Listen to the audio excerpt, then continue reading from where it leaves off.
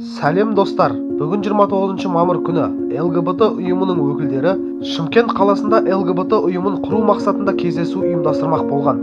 Бұл кездесуден хабардар болған шымкенттік жастар City Отель қонақ үйіне барған, арты үлкен дауға ұласты. Оқиғаға Шымкент қаласы полиция департаментінің қызметкерлері дер кезінде араласып, қоғамда дау туғызып жүрген ЛГБТ өкілдерін ұстады. Олар полицияға бағынбай киімдерін жұлқылап, погонын жыртқан. Өздері заңсыз кездесу ұйымдастырғандары бөлек, заң өкіліне бағынбай наразылық танытқан. Шымкенттік жастар бұндай ұйымның құрылуына түбегейлі қарсы болды. Осыншама адам қарсы болғанда, қалайша мұндай ұйымды құруға жол берілу керек? Азаматтар мұнда тұрған жиналған жас голубойлардың қазақ жерінен түгелдей үрім бұтағымен жоғалуын талап етеміз. Талап етеміз.